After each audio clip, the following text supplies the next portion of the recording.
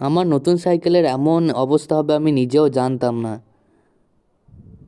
তো গাইজ আমি গিয়েছিলাম আমার বাড়ির গ্যারাজে, এখানে দেখি আমার নতুন সাইকেল রাখা রয়েছে। এটা নিয়েছে আমার 5,500 টাকা।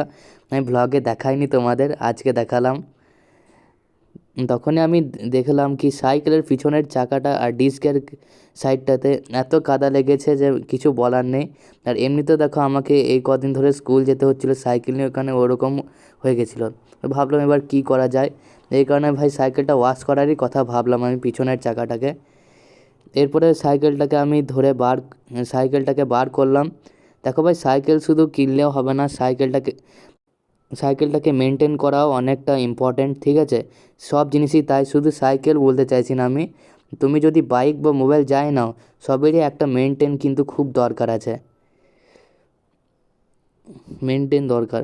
তারপরে আমি সাইকেলটাকে বাইরে বার করে আনলাম, পরে ওটাকে ওয়াশ করব সাইকেলটা আমার। তারপর আমি একটা মগ আর একটা কাপড় নিলাম সাইকেলটাকে ওয়াশ করার জন্য। দেখো ভাই এখন নতুন সাইকেল, সেরকম ধুলে হবে না, ঠিক আছে? তারপরে জল নিলাম।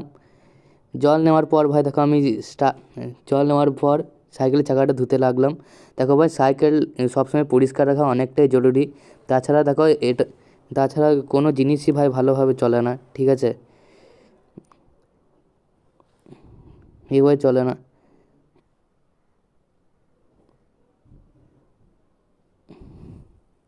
তারপরে সেটাকে আমি একটু অয়েল দিয়ে তার রিমগুলোকে মুছে ফেললাম, কারণ রিমগুলোতে অনেক ডাস্ট জমেছিল। এমনিতেও জানা যায় যে এগুলোতে বেশি ধুলো বা জল জমলে মরচে পড়ে যায়। এমনিতেও তোমরা তো লোহার বিক্রিয়া জানোই হয়তো, বিজ্ঞানে যদি পড়ে থাকো তো, ঠিক আছে? ওই কারণে এটাকে আমাকে একটু মুছতে হলো, কারণ এটা আমি মোচড় হাতে চাই না, নিউ সাইকেল তো।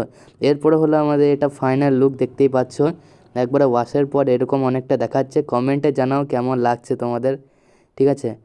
তো ভাই এমনিতেও আমার তো খুব ভালোই হলো। এই সাইকেলটা অনেক দিন ধরে নোংরা হয়ে পড়ে আছে, আর এটা আমাকে এমনিতেও ভ্লগে দেখানো হয়নি, আজকে আমি দেখালাম। তারপর এটাকে ভালো করে কাপড় দিয়ে মুড়ে রেখে দিলাম।